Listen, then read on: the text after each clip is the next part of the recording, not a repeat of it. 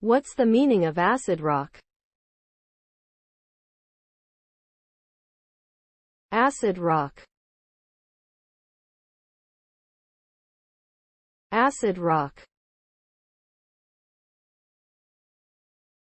Acid rock. Acid rock. Acid rock. Acid rock is a term used to refer to a subgenre of psychedelic music that emerged in the 1960s. The style was characterized by its heavy use of distortion and effects, as well as its experimental approach to songwriting.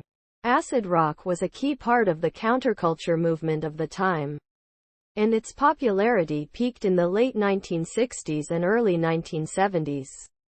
Some of the most famous acid rock bands include the Jimi Hendrix Experience, Pink Floyd, and Jefferson Airplane. The genre had a lasting impact on the development of rock music, and elements of acid rock can still be heard in contemporary music.